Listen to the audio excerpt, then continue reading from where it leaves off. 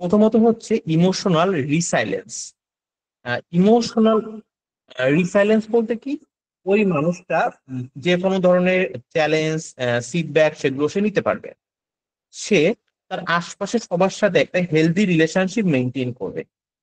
দেন সে proper ভাবে stress management করতে পারবে বা ইফেক্টিভ স্ট্রেস ম্যানেজমেন্ট সে করতে পারবে। অর্থাৎ যখন কাজের pressure, family pressure, others pressure, এই জায়গাগুলোতে সে নিজেকে খাপ খাওয়ায় নিতে পারবে বা কোপ করতে পারবে। সেলফ অ্যাওয়ারনেস, ওই মানুষটা নিজে সচেতন থাকবে, সে রিকগনাইজ করতে পারবে বা বুঝতে পারবে তার নিজের ইমোশনটা, তার নিজের ভাবনা চিন্তা এটা। অ্যাডাপ্টেবিলিটি, ওই মানুষটা যে কোনো নতুন সিচুয়েশনে অ্যাডজাস্ট করতে পারবে বা অ্যাডাপ্ট করতে পারবে। প্রোডাক্টিভিটি, তার কাজের ভিতরে, তার ইসের ভিতরে একটা ব্যালেন্স থাকবে এবং তার কাজটা প্রোডাক্টিভ হবে। প্রোডাক্টিভ কাজ কি? ইন কেস আমি ক্লাস নিচ্ছি তো নিচ্ছি, কিন্তু আপনারা কিছু বুঝতেছেন না, এটার কোনো প্রোডাক্টিভিটি নাই। বাট প্রোডাক্টিভিটি কোনটা? আমি প্রপার ভাবে ক্লাস নিচ্ছি, আপনারাও বুঝতে পারতেছেন, আমার একটা উদ্দেশ্য আছে, আপনাদেরও একটা ক্লাস করার উদ্দেশ্য আছে। That's a productive work. Then clear communication, সে সবার সাথে সুন্দরভাবে কমিউনিকেশন করবে এবং কোয়ালিটি স্লিপ, সে পর্যাপ্ত বা পরিমাণ ঘুমাবে বা তার ঘুমটা কোয়ালিটিফুল হবে। এই লক্ষণগুলো থাকলে বুঝবেন আপনি মানসিকভাবে সুস্থ আছেন। আর এরপরে আমরা দেখব কি কি লক্ষণ দেখলে বুঝবো যে ওই মানুষটা মানসিকভাবে অসুস্থ। তার আগে আমি বলি, সাইকিয়াট্রিক যে কোশ্চেন গুলো বেসিক্যালি পরীক্ষাতে আছে আমরা আজকের ক্লাসে শেষ করে ফেলবো। সো সবাই মনোযোগ দিয়ে ক্লাসটা করবেন এবং আমরা যেগুলো থিওরি গুলো পড়াচ্ছি এই রিলেটেড এমসিকিউ গুলো বাসায় পড়ে নিবেন। এটার বাইরে আমরা পরবর্তীতে আরেকদিন হচ্ছে বেসিক টার্মিনোলজি রিলেটেড ক্লাস করব। আমি প্রথমে একটু বলি সাইকিয়াট্রিক থেকে আমাদের কোন ধরনের কোশ্চেন পরীক্ষাতে আসে। সেটা যে ধরনের কোশ্চেন গুলো আসে সেটা হচ্ছে, what is sign of good mental health, what do you mean by hallucination, what do you mean by delusion. তারপরে হচ্ছে সিজোফ্রেনিয়া কোন হরমোন, সরি, কোন নিউরোট্রান্সমিটার ডেফিসিয়েন্সির জন্য হয়। তারপরে হচ্ছে ম্যানিয়ার সিমটম কোনটা, বা ডেলুরিয়াম কাকে বলে, ডিমেনশিয়া কাকে বলে। এই টাইপের কোশ্চেন গুলো সাইকিয়াট্রিকে বারবার আসে।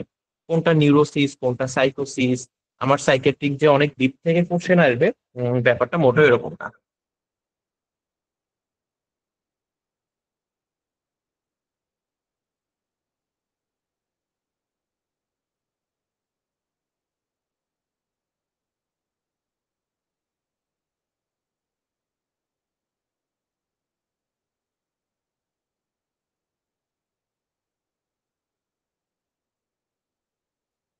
সাইকিয়াট্রিক যে অনেক বেশি পড়তে হবে ব্যাপারটা এমন না। সাইকিয়াট্রিক আপনি অনেক কম পড়েও ভালো করতে পারবেন।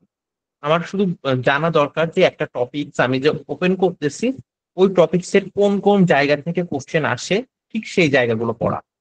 কারণ আমার কিন্তু এক এক ধরনের প্রিপারেশনে এক এক জায়গা থেকে কোশ্চেন আসে। এই কি পয়েন্ট গুলো আপনি যখন বুঝতে পারবেন, তখন আপনি পরীক্ষাতে যে কোনো মুহূর্তে ভালো করবেন। দেন আমরা এখানে একটা কোশ্চেনও দিয়েছি, what signifies good mental health. কোনটা দেখে আমরা সিগনিফাই করতে পারবো যে এটা গুড মেন্টাল হেলথ ওই মানুষটার আছে। এখান থেকে আপনারা একটু আমাদের কমেন্ট সেকশনে সঠিক উত্তরটা জানিয়ে দেবেন।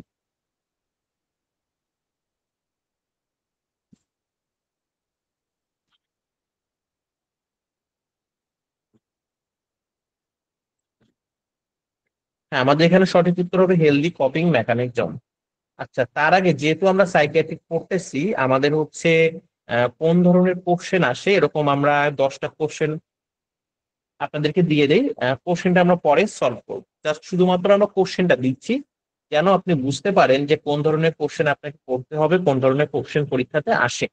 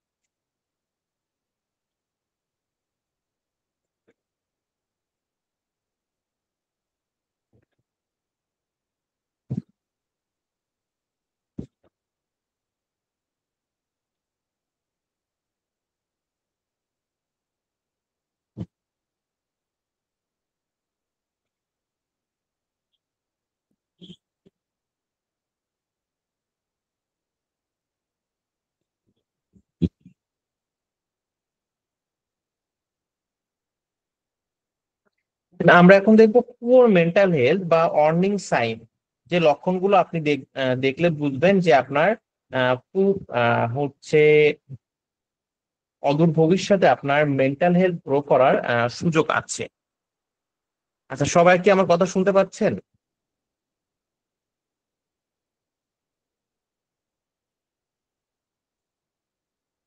আচ্ছা। তো আমরা কি কি লক্ষণগুলো দেখে বুঝবো যে সেই মানুষটা সাইকিয়াট্রিক ডিসঅর্ডার গ্রো করার সুযোগ আছে বা তার মেন্টাল হেলথটা খুবই পুয়ার? সেটা হচ্ছে persistent feeling of sadness. All time সে হচ্ছে স্যাড থাকবে বা দুঃখিত থাকবে, বা সব সময় তার মন খারাপ থাকবে। সে সবকিছু থেকে নিজেকে উইথড্র করে নিবে, বা সোশ্যাল উইথড্রল, সামাজিক কোনো জায়গায় কোনো অনুষ্ঠান কোথাও যাবে না, নিজেকে আইসোলেট করে রাখবে। তার স্লিপ প্যাটার্নে পরিবর্তন আসবে, অর্থাৎ তার আইসোমেনিয়া বা ওভার স্লিপিং হতে পারে। আইসোমেনিয়া মানে কি? রাতে যাদের ঘুম হয় না এদেরকে আমরা ইন মেডিকেল টার্ম আইসোমেনিয়া বলি। তার ইন্টারেস্ট হারাবে যে কোনো কাজে, সে কোনো কিছুতে কনসেন্ট্রেট করতে পারবে না, প্রচন্ড পরিমাণ মুড সুইং হবে, তার ইরিটেবিলিটি অ্যাঙ্গারটা বাড়বে, অ্যাপিটাইটে চেঞ্জ আসবে, এবং তার হচ্ছে এনার্জি লেভেলটা অনেক লো থাকবে, এবং সে সার্টেন টাইম নিজের ক্ষতি করবে বা সুইসাইড করবে এমন প্ল্যান করবে। এখানে আমাদের এই রিলেটেড একটা এমসিকিউ আছে, একটু জাস্ট দেখে দিবেন।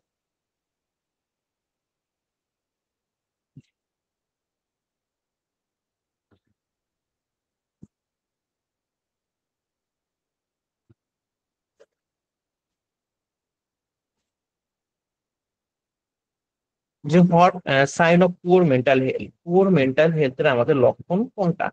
Extreme mood swing. আচ্ছা, এটা সঠিক উত্তর। আচ্ছা, আপনাদের কার কার এই মেন্টাল হেলথের যে সাইন গুলো রয়েছে, কার কার ভিতরে এই লক্ষণগুলো রয়েছে, যে আপনার মাঝে সাঝে মনে হয় যে আপনিও সাইকিয়াট্রিক পেশেন্ট, একটু হচ্ছে কমেন্টসে জানাবেন। আপনাদের কার কার মনে হয় যে আপনারা সাইকিয়াট্রিক পেশেন্ট?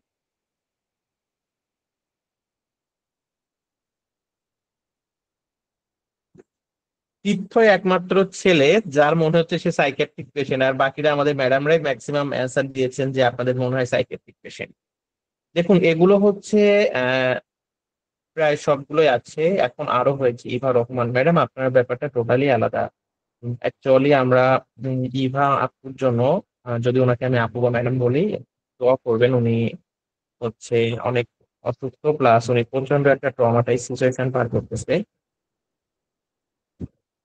কিছুদিন আগে ওনার বাবু মারা গিয়েছে। তো সবাই ওনার জন্য দোয়া করবেন, যেন উনি খুব দ্রুত সুস্থ হয়ে যেতে পারে এবং ওনার এই শোকটা কাটিয়ে উঠতে পারে।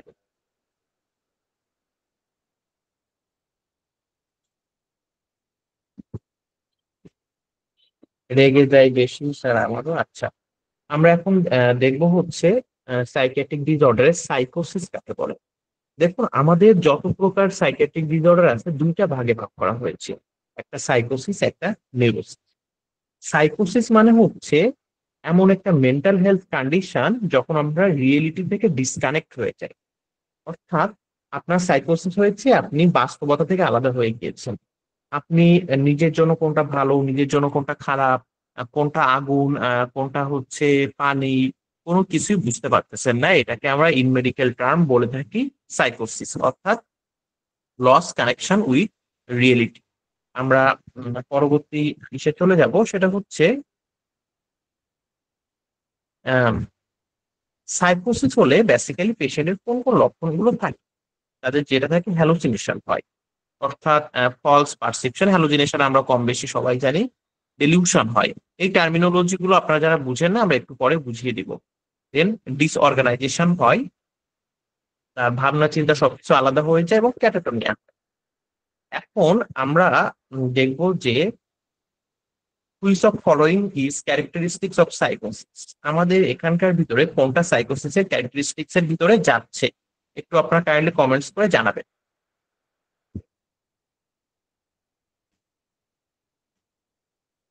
Loss of contact with reality. আচ্ছা, আমরা যদি এই কোশ্চেনটা আসি, which of following is symptom of সাইকোসিস, এখান থেকে কোনটা সাইকোসিসের সিমটম তো বলতে পারবেন?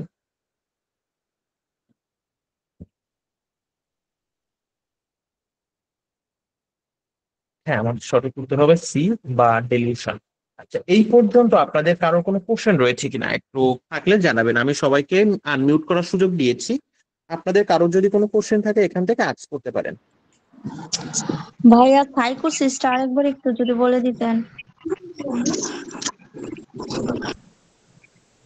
সাইকোসিসটা হচ্ছে যখন কেউ রিয়েলিটি থেকে ডিসকানেক্ট হয়ে যায়, অর্থাৎ তার সাইকিয়াট্রিক প্রবলেম গুলো এত বেশি হয় যে সে বাস্তবতার সাথে কানেক্টেড থাকতে পারে না। ফর এক্সাম্পল, তার ফ্রিকোয়েন্টলি হ্যালুসিনেশন হচ্ছে, আশপাশে কেউ নাই, সে কাউকে দেখতেছে, সে একদম উন্মাদ পাগল আমরা যেটাকে বলি। অর্থাৎ সে কোনটা ভালো কোনটা খারাপ তার জন্য কোনটা অ্যাপ্রোপ্রিয়েট কোনো হিতাহিত জ্ঞান থাকে না, জাজমেন্টাল ক্যাপাবিলিটি থাকে না। এটাকে আমরা বলি সাইকোসিস।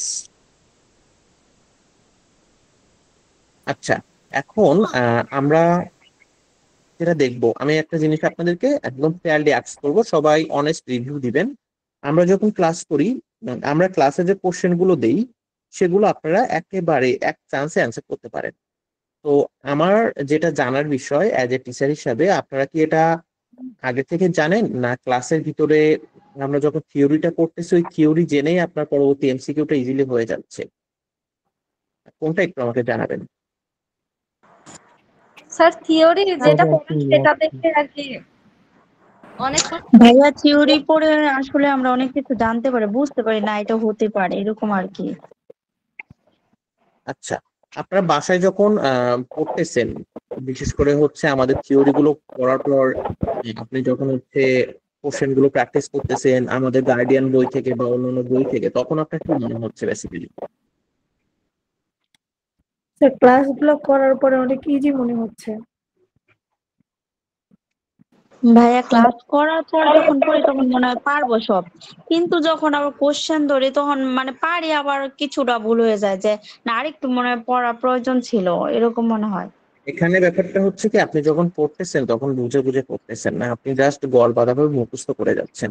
দেখুন, আপনাদের একটা কথা বলি, আপনারা সত্যি কথা বলতে পোস্ট বেসিকে যারা ভর্তি হয়েছেন অনেক লাস্ট মোমেন্টে এসে, এই মোমেন্টে এসে আমরা যে ডিপে আপনাদের কিছু পড়াবো জানাবো, এই সুযোগটুকু থাকে না। আপনারা যারা আমাদের প্রথম থেকে ক্লাস করতেছেন পোস্ট বেসিকে, ওনাদের কাছে একটু শুনে দেখবেন যে কত ডিপে আমরা প্রত্যেকটা টপিকস ধরে ধরে পড়াই। কিন্তু ওই সুযোগটা তো এখন নাই। ওই সুযোগটা যদি থাকতো তাহলে মনে হয় না যে আপনাদের কোনো জায়গায় হচ্ছে ন্যূনতম হলেও কি থাকতো, উইকনেস থাকতো। আর আপনারা যারা আমাদের অফলাইনে ক্লাস করতে চান তারা একটু নাসির ভাইয়ের সাথে কন্ট্যাক্ট করেন, অবভিয়াসলি পসিবল অফলাইনে ক্লাস করা। যারা ঢাকার ভিতরে আছেন আমি বলবো যে আপনারা অফলাইনে কিছু এক্সাম গুলো দিয়েন, এটা আপনাদের জন্য প্রচুর বেনিফিট হবেন আপনারা, বিশেষ করে এক্সামটা দিন। আচ্ছা, এখন আমি আমার একটা হচ্ছে, কোশ্চেন আছে স্যার। জি বলুন। জি বলুন ম্যাডাম।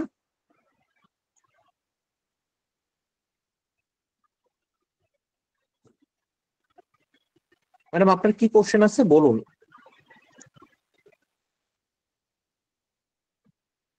জি আমি কোশ্চেন করছি, শুনতে পাচ্ছেন না? হ্যালো। জি শুনতে পাচ্ছি, বলুন। জি আমি বলতেছিলাম গার্ডিয়ান নার্সিং কোচিং সেন্টার থেকে ওরা যে গার্ডিয়ানের বুকটা বের করছে, এই বইটা এত মানে এত ছোট, কিছুই দেখতে পাই না, মানে প্রত্যেকটা ওয়ার্ডস এত ছোট, এত হিজিবিজি। এটা একটু বড় করলে ভালো হইতো, মানে একটু বেশি জায়গা ধরে বেশি পেজ করে। একদমই খুবই মানে পড়াই যায় না, চশমা ছাড়া কোনোভাবেই পড়া যাবে না। আর হচ্ছে দুই আচ্ছা নম্বর ঠিক কোশ্চেন, আছে। যে আমাদের প্রত্যেক দিনে যে ওই মাসিটা একটা করে পরীক্ষা নিলে ভালো হইতো, মানে আগ মুহূর্ততে তো পরীক্ষার আগে তো এটা দিলে আমাদের একটু ভালো প্র্যাকটিস হইতো আর কি। আচ্ছা, দেখুন, রেগুলার আমরা যদি ওএমআর শিটে এক্সাম নেই আপনারা এটা চাইলে নিজেরা দিতে পারেন, বাট রেগুলার নিতে গেলে আমাদের কিন্তু আর একজনকে টোটাল ক্লাসের ভিতরে বসিয়ে রাখা লাগবে, যেটা অনেক টাইম কনজিউমিং। তারপরও আমি এই ব্যাপারটা নিয়ে একটু কথা বলবো। কারণ আপনাদের রেগুলার রাতে যেহেতু একটা করে ক্লাস হচ্ছে, এখন কিন্তু পরীক্ষার আগে আপনাদের বলা যায় অন কাইন্ড অফ রেগুলারই ক্লাস হবে। তো সেটাই, একটা ক্লাস আর একটা পরীক্ষা হলে আমাদের একটু ভালো চর্চা হইতো, মানে পরীক্ষার কথা বিবেচনা করে যদি আপনারা এটা একটু করেন আর কি। ঠিক আছে, আমি এটা অফিসে কথা বলে দেখবো, যদি ওনারা কি বলে দেখি। আচ্ছা স্যার, থ্যাংক ইউ। যারা ঢাকা অফলাইনে করবে আমরা কি দোষ করছি স্যার? আমাদের একটু ব্যবস্থা করে দিবেন এই এখন পরীক্ষার আমরা ব্যবস্থা। কিভাবে ঢাকার বাইরে করব বলুন? আমাদের তো ওখানে সেট আপ থাকা লাগবে। না স্যার, বলছি ভাবতেছি অনলাইনে যদি সম্ভব হতো একটু কষ্ট করে আপনারা চেষ্টা করতেন তাহলে ভালো হতো আর কি। হ্যাঁ, অনলাইনে তো অবশ্যই ওএমআর শিটে পরীক্ষা নেওয়া হচ্ছে। আপনারা বাসায় রেগুলার নিজেরা ওএমআর শিটে প্র্যাকটিস করুন, পরীক্ষা দিন, আপনার লাভ হবে। আর আমি আরেকটা কথা বলবো, রেগুলার ওএমআর শিটে পরীক্ষা দিয়ে না, ওএমআর শিটে এক্সাম দিতে গেলে অনেক টাইম লস হয়। এই টাইমটা পড়েন, কাজে লাগবে। আপনি পরীক্ষাগুলো জাস্ট কোশ্চেনের উপর দিয়েন, তাহলে আপনার দ্রুত শেষ হয়ে যাবে। বাট ওএমআর শিটে আপনি মাঝে সাঝে প্র্যাকটিস করেন। বুঝতে পেরেছেন? জি। কারণ আসসালামু আপনার আলাইকুম একটা স্যার। বৃত্ত। আমাদের স্যার আমাদের ভিডিও খালি টপিক গুলো অনেক পিছিয়ে আছে স্যার, আমরা হচ্ছে ওগুলো কখন শুরু হবে? ম্যাডাম আমরা তো নিচ্ছি, আমরা আগামীকালও তো একটা নিলাম, আজকে নেওয়ার কথা ছিল সকালে, এটা হয়নি। কাল সকাল 6টায় আরেকটা ক্লাস হবে আপনাদের, মিডওয়াইফারের উপরেই থাকবে। স্যার একটু ভালো হয়, মানে আমরা তো পিছিয়ে আছি, ভিডিও খালি টপিক তো খুব একটা বেশি হয়। এখন আমরা দেখব হচ্ছে নিউরোসিস। নিউরোসিস কাকে বলে? নিউরোসিস হচ্ছে এমন একটা সাইকিয়াট্রিক ডিসঅর্ডার যেটা হলে পেশেন্টের মাইল্ড থেকে মডারেট পর্যায়ে প্রবলেম গুলো হয়। অর্থাৎ সাইকিয়াট্রিক ডিসঅর্ডারের মাইল্ড থেকে মডারেট যে ফর্ম, এটাকে আমরা নিউরোসিস বলে থাকি। তো যখন আমাদের কোনো পেশেন্টের নিউরোসিস হয়, তখন সে কিন্তু নিজে বুঝতে পারে যে তার সাইকিয়াট্রিক প্রবলেম হয়েছে, বাট সে এটা কোপ করতে পারে না। এটা হচ্ছে নিউরোসিস, অর্থাৎ এটা সাইকিয়াট্রিক ডিসঅর্ডারের মাইল্ড থেকে মডারেট ফর্ম। এবং এটা যখন কোনো পেশেন্টের হয়, সে এক্সেস অ্যাংজাইটি থাকে, ইমোশনাল ডিস্টারবেন্স থাকে এবং কপিং মেকানিজমের সমস্যা হয়। এটা হচ্ছে আমাদের নিউরোসিসের এক্সাম্পল। তো নিউরোসিস যখন কোনো পেশেন্টের হয়, তার কি কি লক্ষণ থাকে দেখুন। পেশেন্টের ডিপ্রেশন থাকে, অ্যাংজাইটি থাকে, ইম্পেয়ার্ড স্পিচ, হচ্ছে সে প্রপার ভাবে কথা বলতে পারে না, কথা জড়িয়ে যায়, আইসোমেনিয়া হয় বা ঘুমের সমস্যা হয়, এবং সুইসাইডাল থট, অর্থাৎ অনেক সময় হচ্ছে সে সুইসাইড করবে এমন চিন্তা ভাবনা করে থাকে। এটা হচ্ছে আমাদের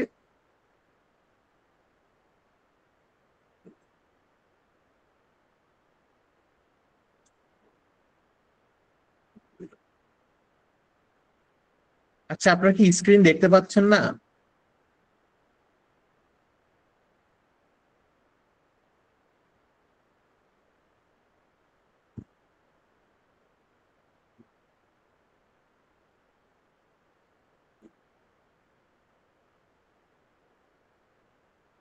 আচ্ছা, আপনাদের আমি আবারও বলতেছি, যাদের স্ক্রিন দেখতে পারবেন না, আপনারা কাইন্ডলি কেটে আবার জয়েন করবেন। দেখুন ম্যাডাম, আপনারা যখন এমন কোশ্চেন করেন, স্ক্রিন দেখতে পাচ্ছেন না, সবকিছু ঠিকঠাক আছে, আমাদের কনসেন্ট্রেশনটা ব্রেক হয়ে যায়।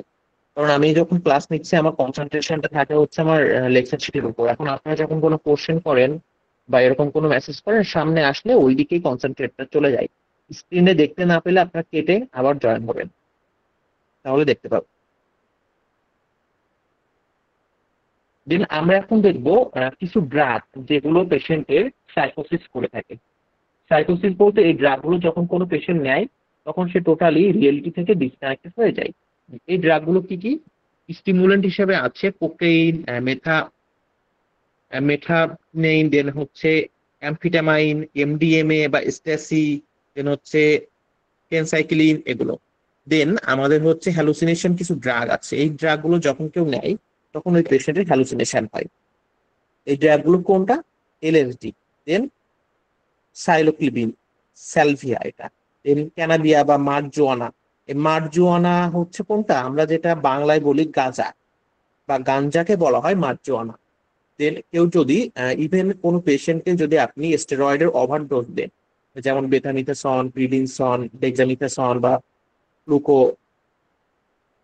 কর্টিসন, ফ্লুডোকর্টিসন, এগুলো যখন ওভারডোজ দিয়ে দেওয়া হয়, তখন ওই পেশেন্টের হচ্ছে আপনার টোটাল সাইকোসিস হয়ে যায়, অর্থাৎ সে রিয়েলিটি থেকে ডিসকানেক্ট হয়ে যায়। তো আমাদের এখন দেখবো যে নিউরোসিস, এটার কজগুলো দরকার নাই, আমাদের এই একটা ব্যাপার আমরা দেখবো।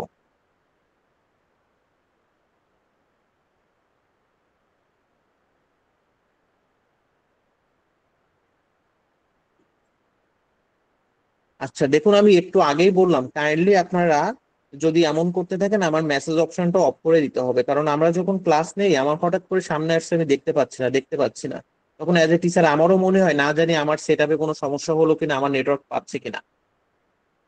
কাইন্ডলি আপনাদের যখন কোনো সমস্যা হবে আপনারা হচ্ছে কেটে আবার জয়েন করবেন, অথবা আমরা পিডিএফ লেকচার শিটটা গ্রুপে দিয়ে দিই, এটা ফলো করবেন।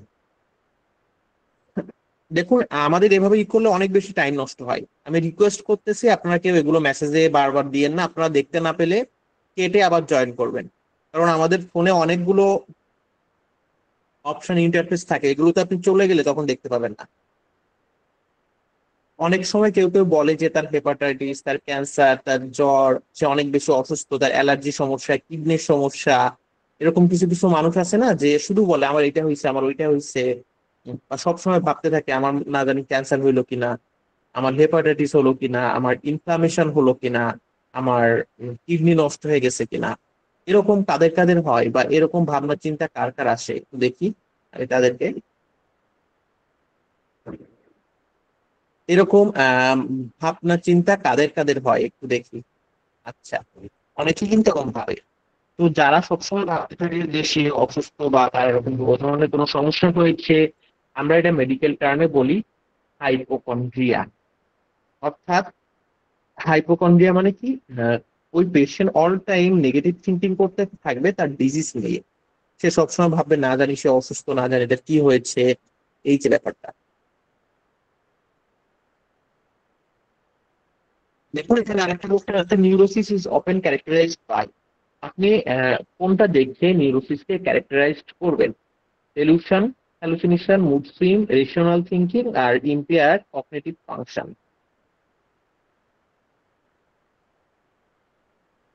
হ্যাঁ ঠিক আছে, good, very good answer, right answer.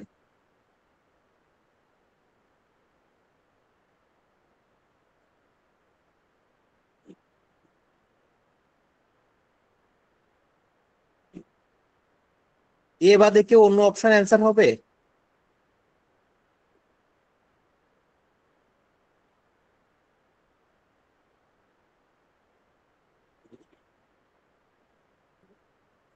আচ্ছা, সঠিক উত্তর কারোর কোনো সমস্যা আছে?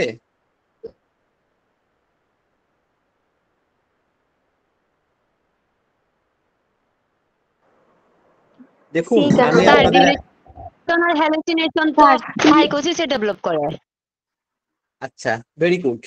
আমি যখন দেখেছি যে একজন দিয়েছে, দেখলাম সবাই দিচ্ছে, আমিও একটু সাই দিলাম, পরে দেখলাম আপনারাও সবাই দিচ্ছেন। কেন, আপনি নিজে থেকে একটু দিলে কি প্রবলেম হয়? অন্য একজন দিয়েছে এটাই আপনাকে কেন দিতে হবে? আমি এই জিনিসটা অনেকদিন থেকে খেয়াল করি যে একজন যেটা দেয় বাকি সবাই সেটা অ্যান্সার করে। আমাদের ডেলুশন এবং হ্যালুসিনেশন এটা হচ্ছে সাইকোসিসও হয়। এটা সাইকোসিসের প্রবলেম, নট নিউরোসিস। আমাদের এখানে সঠিক উত্তর হবে হচ্ছে rational thinking despite distress. Rational thinking despite distress মানে কি, ওই পেশেন্ট সব সময় অনেক বেশি উল্টাপাল্টা জিনিস চিন্তা ভাবনা করতে থাকে, ভাবতে থাকে, এই প্রবলেম গুলো হয়। আচ্ছা, আমরা এমসিকিউ গুলো পরে দেখি।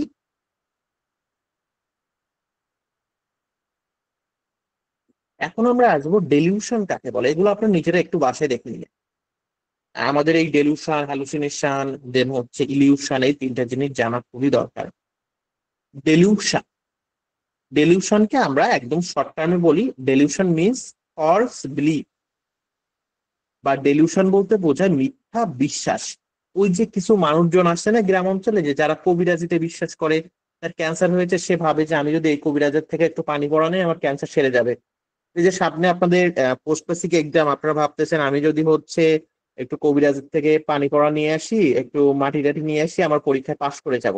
এটাকে বলা হয় ডেলিউশন। অর্থাৎ যখন আপনি কোনো সুপার ন্যাচারাল পাওয়ার বা কোনো কিছুর উপর আপনার অন্ধ বিশ্বাস থাকবে বা মিথ্যা বিশ্বাস থাকবে, সেটাকে আমরা মেডিকেল টার্মে বলি ডেলিউশন। তো আপনারা যারা পরীক্ষার আগে এরকম ঝাড়ফুঁক, মাদুলি, তাবিজ নিতে চান, আমার সাথে যোগাযোগ করতে পারেন। আমি দরকার হলে আপনাদের স্পেশাল তাবিজের ব্যবস্থা করে দিব।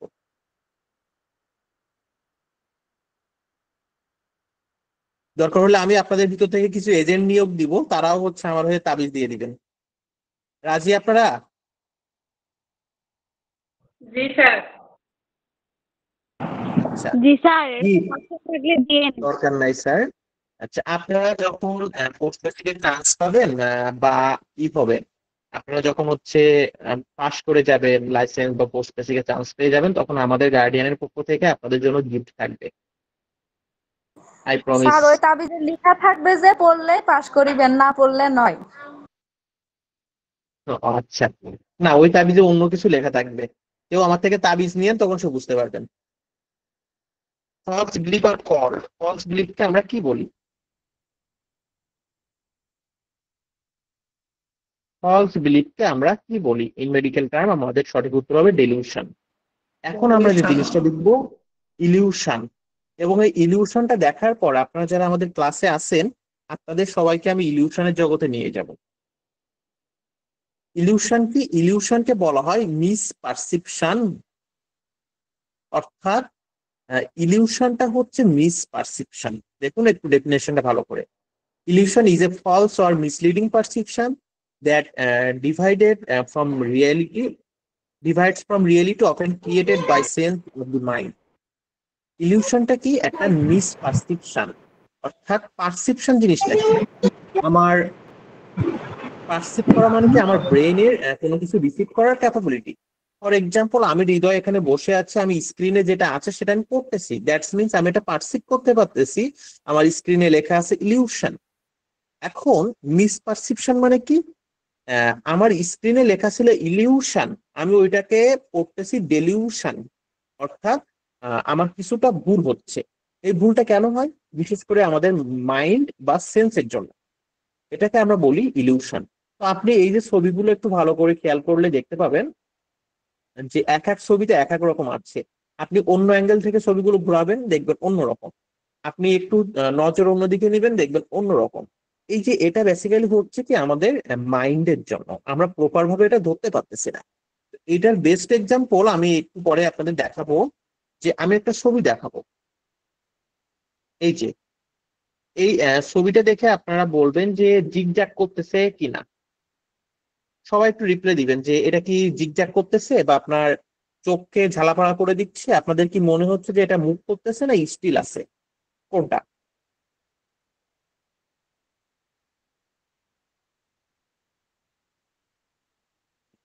মুভ করতেছে। হ্যাঁ, এটাকে বলা হয় ইলিউশন। এই ছবিটা কিন্তু স্টিল একটা ছবি, বাট আমাদের এটাকে বলা হয় ভিজুয়াল ইলিউশন। এই ছবিটা এমন ভাবে করা হয়েছে যে আমরা দেখলেই মনে হচ্ছে যে এটা মুভ করতেছে। দেখুন, ইলিউশনের এক্সাম্পল কোনগুলো? যেসব পেশেন্টের ইলিউশন হয় তার সামনে একটা নর্দমা আছে, সে দেখতেছে ওটা বড় একটা নদী।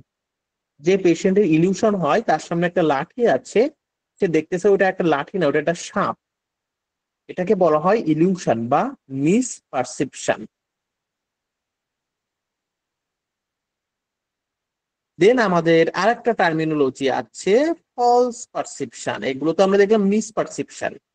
যখন আসবে ফলস পারসেপশন বা মিথ্যা বিশ্বাস, যেটা এক্সটার্নাল স্টিমুলাইতে নাই বাট পেশেন্ট ফিল করতে পারতেছে ওইখানে কিছু আছে, বা তার কানে কিছু সাউন্ড আসতেছে, এটাকে আমরা কি বলি?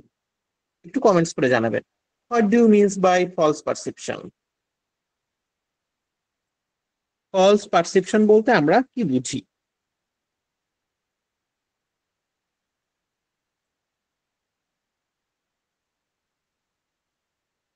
Good answer. ফলস পারসেপশন বলতে বুঝি আমরা হ্যালুসিনেশন, অর্থাৎ যেটা বাস্তবে নাই বাট পেশেন্ট ফিল করে বা যার হয় সেটা ফিল করে।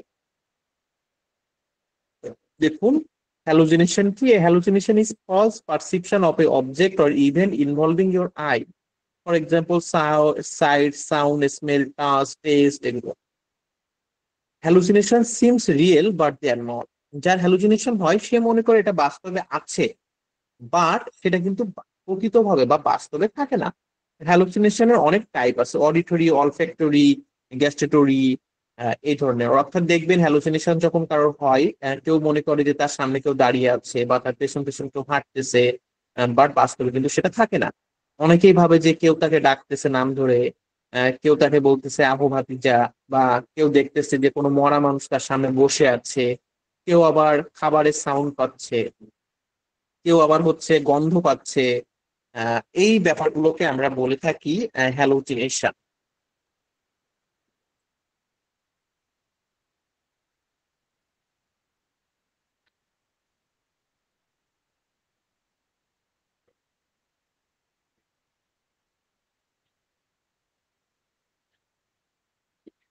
এই যে জিনিসগুলো এটাকে আমরা বলে থাকি হ্যালুচিনেশন। তো কিছু কিছু ড্রাগ আছে যেটা হ্যালুসিনেশনের জন্য দায়ী, এগুলো একটু দেখবেন oxycodone, cocaine, LSD, Vicodin, heroin, morphine, opium, fentanyl, এই যে ড্রাগ গুলো। এখন আমরা এই হ্যালুসিনেশনের টাইপস গুলো একটু দেখবো। এখান থেকেও কিন্তু আমাদের বিভিন্ন সময়তে বা বিভিন্ন সময় হচ্ছে কোশ্চেন আসে। ভিজুয়াল হ্যালুসিনেশন, এই ভিজুয়াল হ্যালুসিনেশন বলে যার হ্যালুসিনেশন হয়েছে সে কিছু দেখতে পায় যেটা আসলে বাস্তবে নাই। যেমন কোনো মানুষকে দেখে, সে দেখতেছে তার এক্স 10 বছর আগে তার জন্য সুইসাইড করছিল, তার এক্স তার সামনে এসে দাঁড়ায় আছে। যেমন এই যে তীর্থ, একে দেখা গেল ওর এক্স এসে ডাকতেছে যে এই তীর্থ আমি চলে আসছি তোমার নিতে। দেন অডিটরি হ্যালুসিনেশন, অডিটরি হ্যালুসিনেশন কি? এটা যখন হবে তখন সে সাউন্ড শুনতে পাবে, অডিট হবে বা তার কানে কোনো সাউন্ড আসবে, যেমন সে কারোর ভয়েস শুনতে পাবে বা কোনো নয়েজ শুনতে পাবে, এটা যেটা কিন্তু বাস্তবে নাই। এবং এই অডিটরি হ্যালুসিনেশনটা হচ্ছে সিজোফ্রেনিয়াতে সব থেকে বেশি দেখা যায়। অলফ্যাক্টরি হ্যালুসিনেশন, অলফ্যাক্টরি হ্যালুসিনেশন কি? যখন কেউ কোনো কিছুর গন্ধ শুন মানে নাকে আসে বা তার নাক দিয়ে কোনো স্মেল আসে, এটাকে আমরা অলফ্যাক্টরি হ্যালুসিনেশন বলি। গাস্ট্রিটরি হ্যালুসিনেশন কাকে বলে? যখন কেউ কোনো অ্যাবনর্মাল টেস্ট পায়, অর্থাৎ যেটা বাস্তবে নাই কিন্তু সে ফিল করতে যে সে বিরিয়ানির স্বাদ পাচ্ছে, এটাকে আমরা গাস্ট্রিটরি হ্যালুসিনেশন বলি।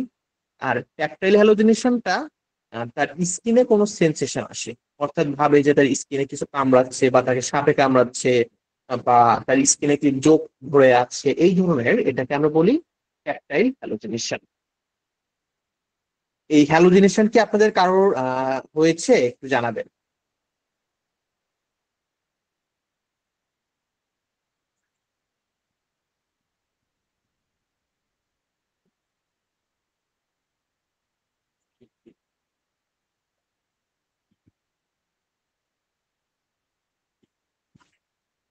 আচ্ছা, যাদের এরকম হ্যালুসিনেশন মাঝে মাঝে হবে তারা অবশ্যই যত দ্রুত সম্ভব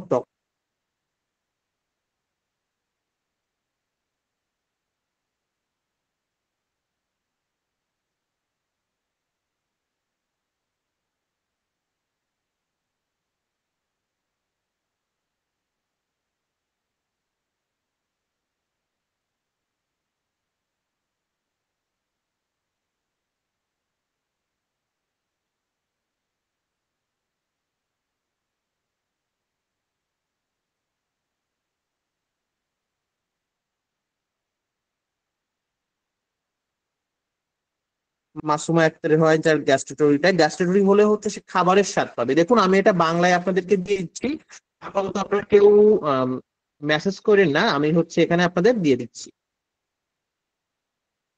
সবাই মেসেজিংটা অফ করেন, আমি দিয়ে দিচ্ছি প্রত্যেকটা হ্যালুসিনেশন বাংলাতে।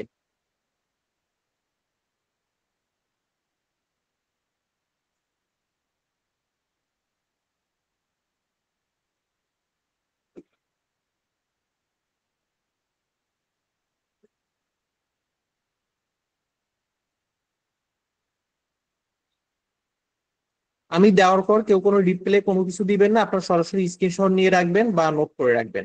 দেখুন আমাদের এখানে মেসেজ অপশনটা অফ করা যায় না গুগল মিটে।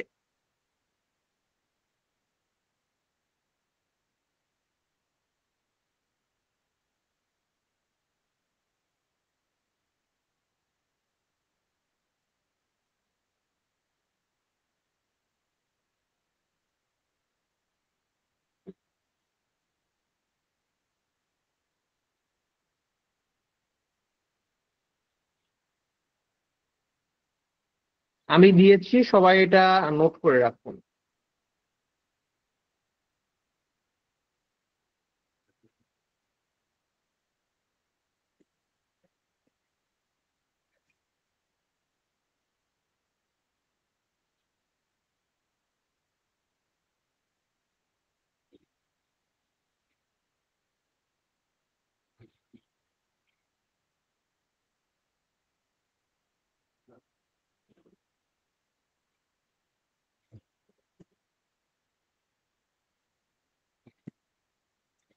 আমি দেখুন মেসেজটা দিয়েছি, সবাই এটা একটু নোট ডাউন করুন যে অডিটরি, ভিজুয়াল, দেন হচ্ছে সব থেকে কমন কোনটা, অডিটরি হ্যালুসিনেশন, অলফ্যাক্টরি, গাস্টেটরি, ট্যাকটাইল, বা কাইনেটিক বা মোটর?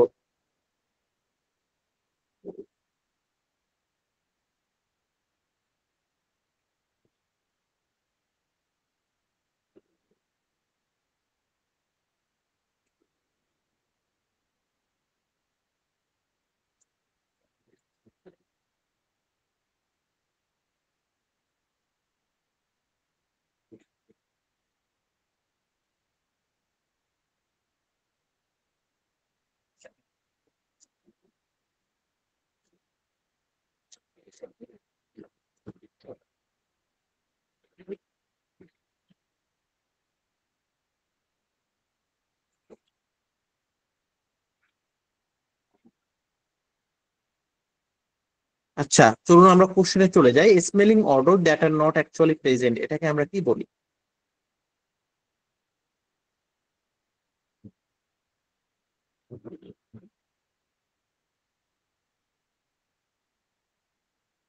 গুড, অলফ্যাক্টরি হবে। আমরা যখন কিছু দেখি, কোনো অবজেক্ট বা কোনো মানুষ যেটা বাস্তবে প্রেজেন্ট নাই, সেটাকে আমরা কি বলবো?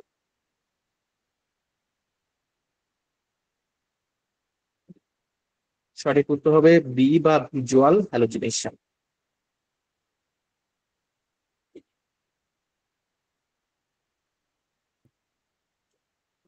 আপনার স্কিনে মনে হচ্ছে কিছু হচ্ছে, ঠান্ডা লাগতেছে বা কিছু আপনাকে কামড় দিয়েছে, এটাকে আমরা কি বলে থাকি?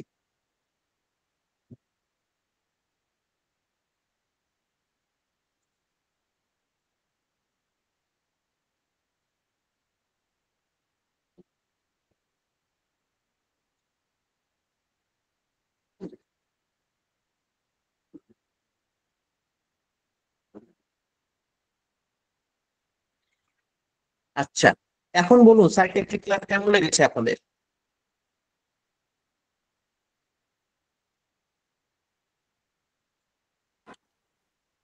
ভালো। আপনার ক্লাস অলওয়েজ ভালো লাগে।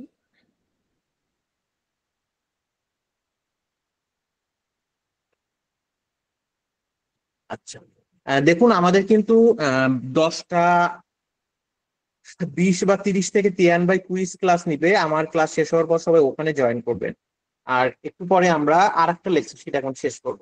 যেহেতু ক্লাস ভালো ভালো লেগেছে, তাহলে আমাদের তো এখন শেষ করার কোনো দরকার নাই।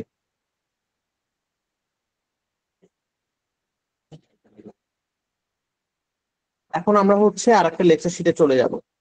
আচ্ছা, আমি কয়েকটা কোশ্চেন করি। লাভ হরমোন বলা হয় কাকে, কেউ জানেন? কুইজ হরমোন কর লাভ হরমোন। অক্সিটোসিনকে। অক্সিটোসিন। না, অক্সিটোসিন। অক্সিটোসিন। অক্সিটোসিন। অক্সিটোসিন ভাই। ডোপামিন।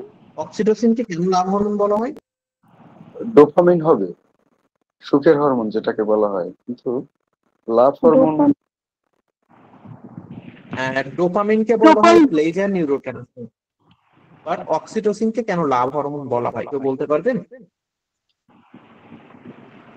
এটা মায়ের সাথে বেবির বন্ডিং করে এই জন্য। Very good. দেখুন, অক্সিটোসিন যে মায়ের সাথে বেবির বন্ডিং শুধু তৈরি করে তা না, এই অক্সিটোসিন হরমোন মায়ের সাথে বাচ্চার, ভাইয়ের সাথে বোনের, হাজবেন্ড ওয়াইফ রিলেশনশিপ সবকিছুতে একটা বন্ডিং তৈরি করে অক্সিটোসিন। দ্যাটস ওয়াই এটাকে বলা হয় লাভ হরমোন। বুঝতে পেরেছেন?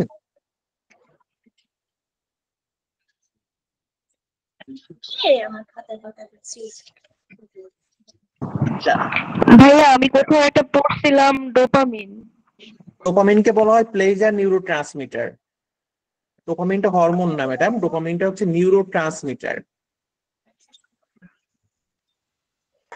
নিউরোট্রান্সমিটার কি, এটা হচ্ছে একটা কেমিক্যাল সাবস্টেন্স। এটা আমাদের হচ্ছে বিভিন্ন কাজে আসে, আর হরমোনটা হচ্ছে টোটাল আলাদা। Function disease name function serotonin dopamine. দেখুন আমি এগুলোতে যাচ্ছি। আমার আরেকটা কোশ্চেন, যখন কেউ আফটার ম্যারিজ কোন হরমোন সিক্রেশনটা বাড়ে বলতে পারবেন কেউ? দাদা বুঝতে পারিনি, আরেকবার। এই যে বিয়ের পরে কোন কোন হরমোন সিক্রেশনটা বাড়ে, দেখবেন অনেকে আগে খুব ডিপ্রেশনে থাকে, বিয়ের পর তাদের ডিপ্রেশন চলে যায়। তো বিয়ের পর তাদের আসলে বেসিক্যালি কোন হরমোন সিক্রেশন গুলো বেড়ে যায় যে তাদের এই চেঞ্জ গুলো আসে? Sir happy hormone dopamine. Oxytocin শুধু কি অক্সিটোসিন? ইস্ট্রোজেন। ডোপামিনও আছে। দেখুন, বিয়ের পরে সব থেকে যে হরমোন সিক্রেশনটা বাড়ে সেটা হচ্ছে অক্সিটোসিন, যেটাকে লাভ হরমোন বলা হয়। তো এটা হচ্ছে হার্ট বা আদার্স ইন্টিমেসি, ইমোশনাল বন্ডিং, এগুলো যখন কারোর সাথে হয় তখন অক্সিটোসিন লেভেলটা বাড়ে বা বেশি সিক্রেশন হয়। এই জন্য এই যে একটা কথা বলে না যে চোখের আড়াল তো মনের আড়াল। তো এই বেসিক্যালি যখন হচ্ছে প্রিয় মানুষ চোখের আড়াল হয় তার সাথে এই ডিস্টেন্সের জন্য, তখন আর তার উপরে ওই অক্সিটোসিন হরমোনটা সিক্রেশনটা কমে যায়, এই জন্য সে আস্তে আস্তে দূরে চলে যেতে থাকে মন থেকে। বুঝতে পেরেছেন? দ্যাটস ওয়াই যদি কেউ থাকে পার্সোনাল, কেউ দেখা করা বা হচ্ছে ঘোরাফেরা করা খুবই দরকার, কারণ এগুলোতে আপনার অক্সিটোসিন সিক্রেশন বাড়ে। আর দেন ডোপামিন সিক্রেশনও বাড়ে, এন্ডোফ্রিনও বাড়ে। ডোপামিনকে বলা হয় প্লেজার নিউরো ট্রান্সমিটার, বা প্লেজার সামটাইম অনেকে হরমোনও বলা হয়, বা নিউরো ট্রান্সমিটারটা অ্যাপ্রোপ্রিয়েট। এই ডোপামিনটা কখন সিক্রেশন হয় দেখুন, আপনি যখন কোনো কিছুতে হ্যাপি হবেন, ইনকেস ছেলেরা অনেকে স্মোক করে, প্রচন্ড চাপ, কেউ বকা টকা দিয়েছে যে হচ্ছে দুইটা বিড়ি টেনে নিয়ে আসলো, সে তার সব চাপ চলে গেল, ওই টাইমে এক্স্যাক্টলি তার ডোপামিন সিক্রেশন হয়। ডোপামিন সিক্রেশন হয় বলে সে হচ্ছে ওই যে একটা আনন্দ পায়, স্ট্রেসটা কমে যায়। তারপরে অনেকে যারা রেগুলার প্রে করে, সকালে উঠেই হচ্ছে আগে যেমন হিন্দুরা পূজা দেয়, মালা জপ করে, মুসলিম যারা আছেন ভোরে নামাজ পড়েন, রেগুলার আপনার এটা হ্যাবিট, আপনি যখন ওইটা করবেন আপনার একটা অনেক শান্তি লাগে। এইটা বেসিক্যালি হয় আপনার ওই টাইমে যখন ওই কাজটা আপনি করতেছেন, আপনার ডোপামিন সিক্রেশন হচ্ছে। এই জন্য দেখবেন আপনি যখন আপনার লাইফে ভালো হ্যাবিট গুলো তৈরি করে ফেলবেন, ওই হ্যাবিট গুলো যখন আপনি ফলো না করতে পারবেন তখন আপনার অনেক খারাপ লাগতেছে। বেসিক্যালি এটা কেন হচ্ছে? এটা হচ্ছে আপনার ডোপামিনের জন্য। কারণ আপনি যখনই ওই কাজটা করা বন্ধ করে দিচ্ছেন, ওই টাইমে আপনার ডোপামিন সিক্রেশন হচ্ছে না, তখনই আপনার ভিতরে খারাপ লাগাটা কাজ করে। বুঝতে পেরেছেন?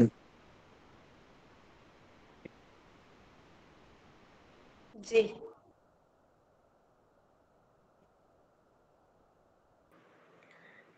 সিগারেট খাওয়া ছাড়া ডোপামিন রিলিজ হওয়ার আর কি কি উপায় আছে, যেগুলা ছেলে মানুষ স্ট্রেসে যায় সিগারেট না খেয়ে অন্য কিছু করবে? অবভিয়াসলি উপায় আছে। আপনি প্রে করেন, আপনি রেগুলার প্রে করতেছেন, এখানে আপনার ভালো আর লাগা কাজ তাহলে করতেছে। চুইংগাম খাইতে হবে। না, ও সিগারেট খাওয়া আচ্ছা, তো ছেলেদের একদম মানে ভেরি যখন গুড। তখন হয়ে যাবে। সুইংগাম খাইলে হয়? অবভিয়াসলি এটা এটা টোটালি সেরোটোনিন ডিপেন্ড করবে। হ্যাপি হরমোন তাই না? বুঝিনি। বলছি সেরোটোনিন হরমোনও তো হ্যাপি হরমোন তাই না? না, সেরোটোনিনটা হ্যাপি হরমোন না। সেরোটোনিনটা আপনার মুড, অ্যাপিটাইট, স্লিপ এগুলোকে কন্ট্রোল করে, এগুলো সবই neuro transmitter madam. Okay sir. ভাইয়া ঠান্ডা তাতে আর কিছু বলেন, উদাহরণ দেন স্যার, বেশ কয়েকটার দেন। বুঝিনি। ভাইয়া ঠান্ডা পানি দিয়ে গোসল করলে তখন তো হচ্ছে ডোপামিন রিলিজ হয় অনেক। এই বিষয়টা কি একটু ক্লিয়ার আচ্ছা, করবেন? ঠান্ডা, এখানে আমি পরে আসতেছি ঠান্ডা পানি দিয়ে গোসল করলে কি হয়। আগে দেখুন আমি বলি, আমাদের ডোপামিন কোন কোন জায়গায় সিক্রেশন হয়। আপনি কোনো কিছু অ্যাচিভ করলেন, যেমন আমাদের গার্ডিয়ানের রেগুলার পরীক্ষা দেওয়া হচ্ছে, আপনি পরীক্ষা দিয়ে একটা ভালো স্কোর করতেছেন, দ্যাটস টাইম আপনার ডকুমেন্ট সিক্রেশন হচ্ছে। আপনি প্রচন্ড ভাবে আপনার ফ্যামিলির সাথে অ্যাটাচ, আপনি রেগুলার আপনার বাসায় কথা বলতেছেন, না বললে আপনার খারাপ লাগে, বাসায় কথা বললে যে আপনার ভালো লাগে, এখানে আপনার ডোপামিন সিক্রেশন হচ্ছে। আপনার প্রিয় মানুষ, তার সাথে আপনি প্রচন্ড ভাবে মেন্টালি অ্যাটাচ, তার সাথে আপনি দেখা করতেছেন, দেখা করলে আপনার দুনিয়াদারিতে যত প্রেশার আছে আছে সবই চলে যাচ্ছে। এখানে আপনার অক্সিটোসিন ডোপামিন দুইটাই সিক্রেশন হচ্ছে। এটার জন্য কিন্তু তার উপর আপনার একটা আলাদা বন্ডিং, তার উপর আপনার একটা আলাদা উইকনেস কাজ করে।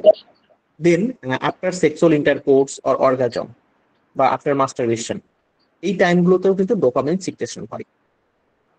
দেন হচ্ছে আমরা এখন দেখবো যে বিভিন্ন নিউরো ট্রান্সমিটার এটা ফাংশন এবং এটা ডেফিসিয়েন্সি হলে কি ডিজিজ হয়। সেরোটোনিন, এটার কাজ হচ্ছে আমাদের মুড অ্যাপিটাইট মানে ক্ষুধা এবং স্লিপ এগুলোকে রেগুলেট করা। এবং এটা সেরোটোনিন যখন কমে যায় বডিতে তখন পেশেন্টের ডিপ্রেশন, অ্যাংজাইটি ডিসঅর্ডার এগুলো বেশি। দেন ডোপামিন। ডোপামিনটা হচ্ছে আমাদের বিভিন্ন সময় রিওয়ার্ড, প্লেজার, মোটর কন্ট্রোলকে কন্ট্রোল করে। এটা ডেফিসিয়েন্সি হলে সিজোফ্রেনিয়া এবং পার্কিনসন ডিজিজ হয়। নর এফিনেফ্রিন এটা আমাদের অ্যালার্টনেস এবং অ্যারাউজালকে বাড়ায়। তো যখন এই নর এফিনেফ্রিন লেভেলটা অ্যাবনর্মাল হয়ে যাবে তখন পেশেন্টের ডিপ্রেশন, বায়োপোলার ডিসঅর্ডার এগুলো হয়। অ্যাসিটাইল কোলাই এটা হচ্ছে আমাদের লার্নিং এর সাথে যুক্ত এবং মাসেল কন্ট্রোলের সাথে যুক্ত। কোনো পেশেন্টের যখন অ্যাসিটাইল কোলাইনটা ডেফিসিয়েন্সি হবে তখন হচ্ছে পেশেন্টের বেসিক্যালি অ্যালজিমার ডিজিজটা হয়ে থাকে। গামা গামাটা হচ্ছে আমাদের নিউরাল অ্যাক্টিভিটিটাকে ইনহিবিট করে দেয় এবং যখন গামা ডেফিসিয়েন্সি হয় তখন পেশেন্টের অ্যাংজাইটি ডিসঅর্ডার এবং এপিলেপসি হবে।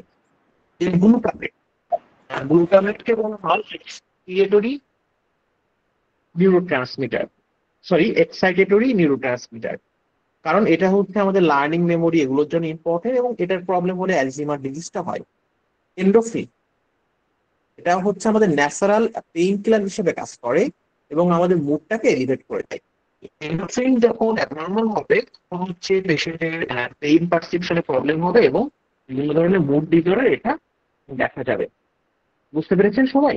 এই যে নিউরোট্রান্সমিটার গুলো ফাংশন এবং এটা ডেফিসিয়েন্সি হলে কি ডিসঅর্ডার হয়, এখান থেকে কিন্তু প্রায়ই সাইকিয়াট্রিকে কোশ্চেন আসে। বেশি কোশ্চেন আসে হচ্ছে সেরোটোনিন থেকে আর হচ্ছে ডোপামিন থেকে। এই দুইটা জায়গা থেকে বেশি কোশ্চেন আসে, বিশেষ করে সিজোফ্রেনিয়া কেন হয়। স্যার অ্যালজিমার ডিজিজের হচ্ছে সিমটমস কি? অ্যালজিমার ডিজিজের সিমটম হচ্ছে মেমোরি রিলেটেড প্রবলেম হবে, সবকিছু ভুলে যাবে। অনেক সময় পেশেন্ট খুব সিভিয়ার হলে মানে তার ব্যালেন্স রাখতে পারবে না, কারণ অ্যালজিমার ডিজিজ হলে পেশেন্টের নার্ভ সেল গুলো ডিস্ট্রয় হতে থাকে। যখন কোনো পেশেন্টের অ্যালজিমার ডিজিজ হয় ওর নার্ভ গুলো শ্রিঙ্ক বা চিকন হয়ে যায়, নার্ভ গুলো তখন ডিস্ট্রয় হয়ে যায় এভাবে।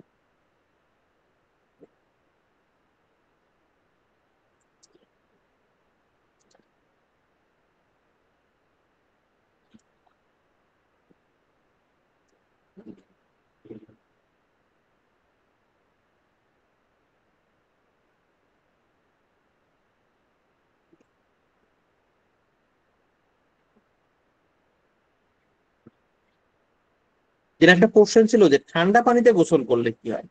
ঠান্ডা পানিতে আপনি যখন গোসল করবেন ফার্স্ট অফ অল যেটা হয় আপনার ব্লাড সার্কুলেশনটা বাড়ে। দেন এই ব্লাড সার্কুলেশনের সাথে আপনার হোয়াইট ব্লাড সেলের সংখ্যাটাও বাড়ে। আর হরমোনাল অ্যাক্টিভিটি হিসাবে ঠান্ডা পানিতে যখন আপনি গোসল করবেন আপনার এন্ডোফ্রিন আর ডোপামিন সিক্রেশন হয়, যেটার জন্য আপনার ডিপ্রেশন, স্ট্রেস বা চাপ এগুলো কমে যায়।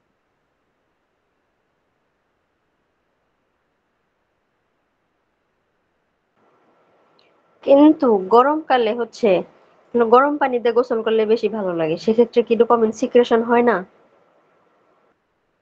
বুঝিনি ম্যাডাম, শীতকালে? জি জি। শীতে আপনি গরম পানি দিয়ে গোসল করলেন সেক্ষেত্রে আপনার ডোপামিন সিক্রেশন হবে কিনা এটাই কোশ্চেন? জি। না, শীতের সময় আমরা যখন গরম পানি দিয়ে গোসল করি ওই টাইমে ডোপামিন সিক্রেশন হয় না, কিন্তু এন্ডোফ্রিন সিক্রেশন হয়। এন্ডোফ্রিনের জন্য ওই যে একটু ভালো লাগা কাজ করে, একটু গরম হয়, রিল্যাক্স লাগে। আর বেসিক্যালি গরম পানি দিয়ে গোসল করলে কি হয় আমাদের মাসেল গুলো রিল্যাক্স থাকে বা পেশিগুলো শিথিল হয়। জি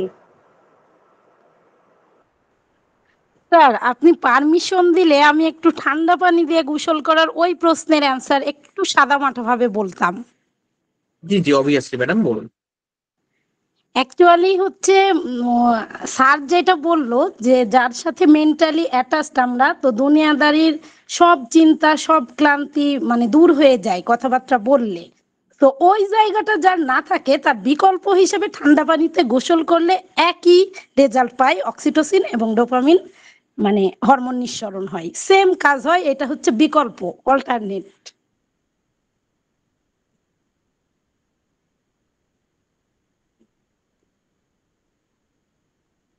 আচ্ছা, ভেরি গুড। আমাদের হচ্ছে ঠান্ডা পানিতে গোসল করলে অনেক হচ্ছে ই হয়, এখন উনি ম্যাডাম যেটা বললেন যে ঠান্ডা পানিতে গোসল করলে অক্সিটোসিনটা বেসিক্যালি ম্যাডাম সিক্রেশন হয় না, কিন্তু ডোপামিন এন্ডোফ্রিনটা সিক্রেশন হয়। আর সবই ঠিক আছে, বুঝতে পেরেছেন?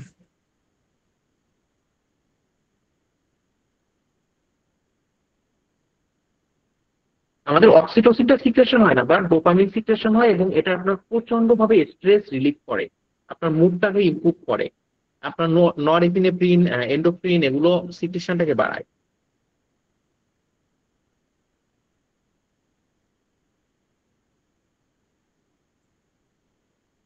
এখন আমি চলে যাব হচ্ছে পরবর্তী যে কোশ্চেন গুলো আছে নিউরোট্রান্সমিটার নিয়ে আমরা দেখে নেবেন।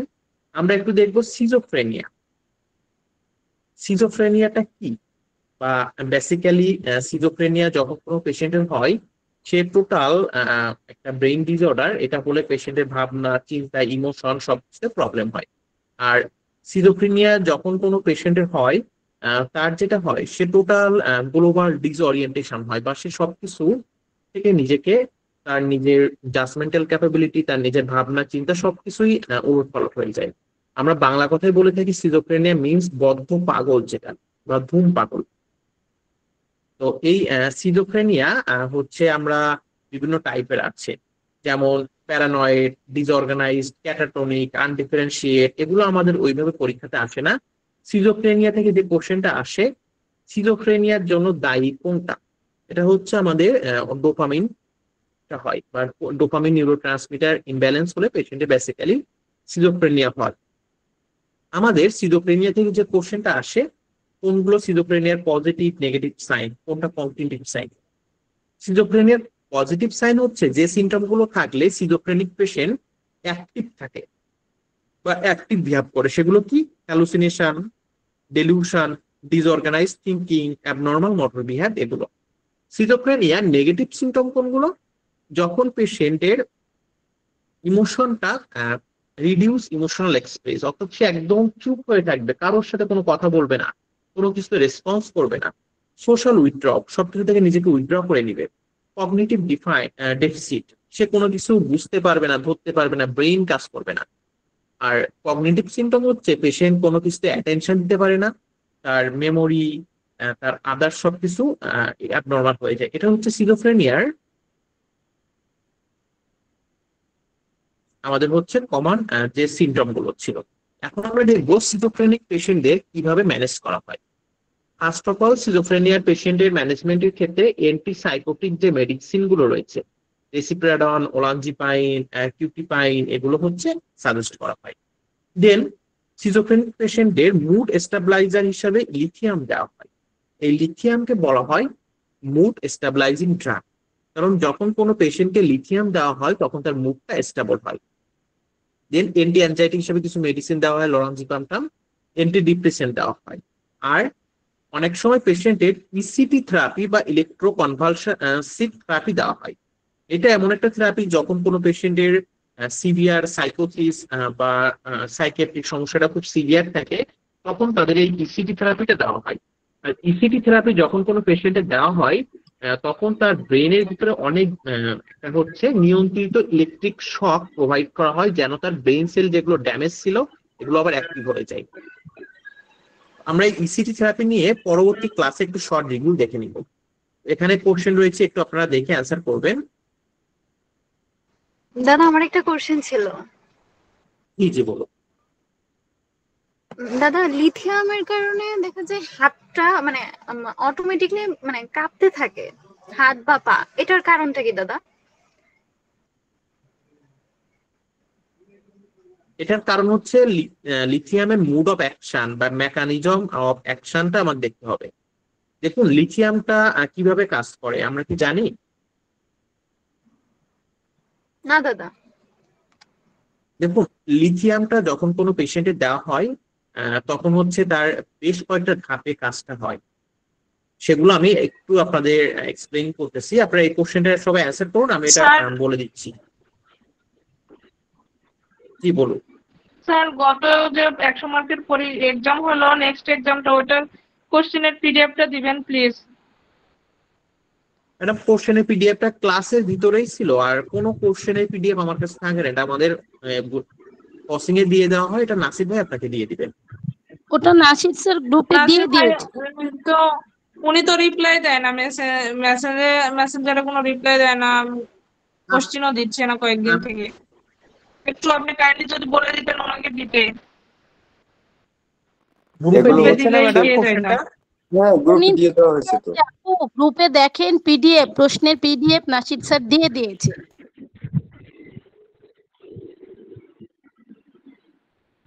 নিউট্রিশনেরটা না আপু, পরে যে এক্সামটা হলো ওইটা। জি আপু ম্যাডাম পরেরটা দিয়েছে ওটাই। এক্সামটা হলো ওটা দিয়ে দিয়েছে, আপনি একটু খুঁজে দেখেন। ম্যাডাম দিয়েছে। আপনাদের একটা বড় সমস্যা কি, আপনারা গ্রুপ চেক দেন না। আর যখন মাঝে সাঝে সকাল 6টায় ক্লাস থাকে, যদি ক্লাসে ঢুকতে একটু দেরি হয়, বিভিন্ন সময় তো হতে পারে, আমরাও তো মানুষ, কাজ বাজ থাকে বা অনেক সময় নেটওয়ার্কের সমস্যা থাকে, সেট আপ করতে টাইম লেগে যায় বেশি। আপনারা সকাল 6টায় নাসির ভাইকে এমন ফোন দেওয়া দিয়েছেন আগের দিন, বললো মিনিমাম 15 থেকে 20 জন ফোন দিয়েছে। আমরা তো জয়েন করতেছি, না হলে আমাকে ফোন দেন, যেহেতু আমি ক্লাস নিব, আমি ওই টাইমে জেগে থাকতে পারি। কিন্তু তার এটা অফিস টাইম না, আর সকাল 6টায় তারও তো পার্সোনাল লাইফ আছে, তারও তো ঘুম আছে, খাওয়া দাওয়া আছে। আর উনাকে আসলে সবাই এত বেশি বিরক্ত করে, আমি দেখেছি নাসির ভাইকে অফিসে কন্টিনিউয়াসলি ফোন মেসেজ, বিভিন্ন ছোট ছোট চিলি ম্যাটার নিয়ে, যেটা কিন্তু আপনি নিজেই চাইলে ঠিক করতে পারেন, বুঝতেছেন না। গ্রুপে উনি দিয়েছে, সেটা আবার চাচ্ছে ফোন দিয়ে, এগুলো হয়। দাদা আমি মনে করি যে ফোন দেওয়াটা একটা bad habit। কিন্তু দেওয়া হয়নি। একজন কথা বলুন, শোনা যায় না। পরশু দিনের যে 6টার যে ক্লাসটা হয়েছে সেটার রেকর্ডটা আমরা পাইনি। মানে আচ্ছা, বিগত ঠিক এই আছে। 2-1 দিন ক্লাসের রেকর্ডগুলো মানে পাওয়া যাচ্ছে না। নাসির ভাই রেসপন্স করতেছে না, নক দিয়েছিলাম। না, দিয়েছে, ওই গ্রুপে দিয়েছে, টেলিগ্রাম গ্রুপে দেখেন দিয়েছে, ইউটিউব লিংক দিয়েছে। না না দেওয়া হয়নি, দেখেন আপনি। আমার কাছে ডাউনলোড আচ্ছা, করা আমি আছে, দেখতেছি এটা। বুঝছেন? আমাদের প্রত্যেকটা ক্লাস দিয়ে দেওয়ার কথা, একটু ভালোভাবে চেক দেন। আচ্ছা, আমি একটু লিথিয়ামটা, যে কোশ্চেনটা ছিল যে লিথিয়াম দিলে কেন পেশেন্টের হাত পা কাঁপে, দেখুন লিথিয়ামটা আমাদের বেসিক্যালি কাজ করে আমাদের হচ্ছে ইনসোসাইল হচ্ছে ডেপ্লিটেশনের উপর। অর্থাৎ যখন কোনো পেশেন্টের লিথিয়াম দেওয়া হয়, এই আইনোসিটল মনোফেসটাকে বন্ধ করে দেয়, এবং পরবর্তীতে হচ্ছে পেশেন্টের GSK3 বা গ্লাইকোজেন সিনথেসিসটা অফ করে দেয়। এতে কি হয়, পেশেন্টের মুড কন্ট্রোল হয়, সেলগুলো প্রোটেক্ট হয়, এবং লিথিয়াম কি করে, ডোপামিন লেভেলটা কমায়। যেটা ডোপামিন লেভেলটা কমলে কি হয়, পেশেন্টের যে ম্যানিক যে বিহেভ, অর্থাৎ তার আনকন্ট্রোল যে মুড, এটা হচ্ছে কমে আসে। আর সেরোটোনিন বাড়ায়, সেরোটোনিনটা যখন বাড়ে তখন ডিপ্রেশনটা কমে। আর গাভাটাকে আরো স্ট্রং, বা গাভাটা আরো বেশি সিক্রেশন করে। এই গাভাটা আমাদের নার্ভকে হচ্ছে কি করে, কুল করে দেয়, যেটার জন্য লিথিয়ামটা এভাবে আমাদের বেসিক্যালি কাজ করে। এখন আমার লিথিয়াম দিলে কেন পেশেন্টের হাত পা কাঁপে বা হাত পা ঝিনঝিন করে, এই ধরনের সাইড ইফেক্ট দেখা যায়। এটা হয় আমাদের হচ্ছে লিথিয়ামটা দিলে অনেক সময় হচ্ছে সিরাম লিথিয়ামটা বেশি হয়, বা লিথিয়ামটা যখন ওভারডোজ হয়ে যায়, তখন লিথিয়ামটা হচ্ছে আমাদের সেরামে বেশি হয়ে যায় বা ব্লাডে বেশি হয়ে যায়। তখন এটা আমাদের নার্ভ বা আমাদের হচ্ছে মাসেলের যে ইলেকট্রিক্যাল সিগন্যাল, এটাকে প্রভাবিত করে, যার ফলে পেশেন্টের ওই যে হাত পা ঝিনঝিন করে, যেটাকে মেডিকেল টার্মে হচ্ছে আমরা প্যারাসিনথিয়া বলে থাকি। শান্তি পাইলাম না রে, আল্লাহ আকবার। মিউট করেন, আপনারা মিউট করতে পারেন। ম্যাডাম শান্তি পাচ্ছেন না কেন বলেন দেখি, আমরা একটু শুনি, আমরাও শান্তি পাই কিনা।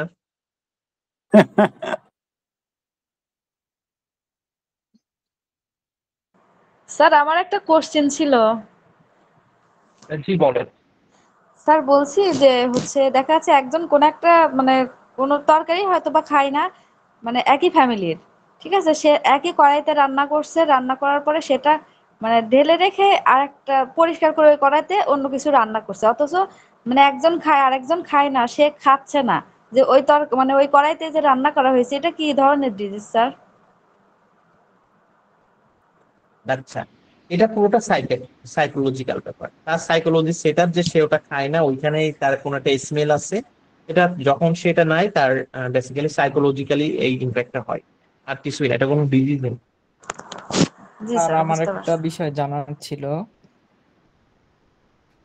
স্যার সুপার একদম। স্যারের সাথে ক্লাস হবে স্যার, এটা শেষ করেন। আমাদের হচ্ছে এগুলো বাকি যেগুলো আছে এগুলো আমাদের একটু অন্যভাবে দেওয়া আছে, আমরা পরবর্তীতে অন্য একটা লেকচার শিট থেকে এগুলো দেখবো। স্যার বুঝতে আমার একটা পেরেছেন, এগুলো বিষয় আমাদের জানার একটু ছিল ডিটেল স্যার। করে দেওয়া হবে। বিষয়টা হলো জি স্যার, বলো। সাইকিয়াট্রিক ড্রাগ খাইলে কি মানুষের ওয়েট গেইন হয়?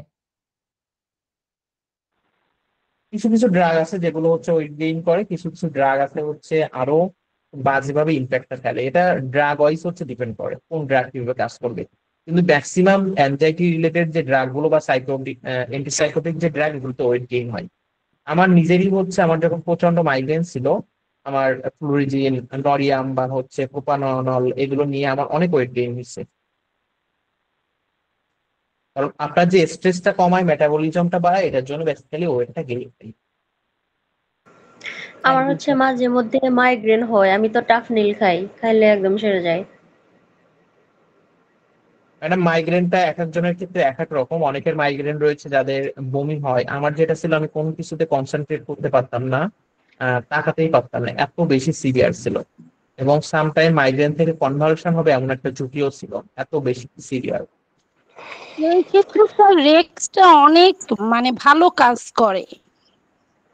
সেম আমারও হয়, অবভিয়াসলি, মানে তাকাতে পারি এক্স্যাক্টলি না। মাইগ্রেনের ট্রিটমেন্টে যে রেক্সটা ইউজ করা হয় এটা আমি নিজেও জানতাম না, আমি মেডিকেল প্রফেশনে আসার পর জানতে পেরেছি।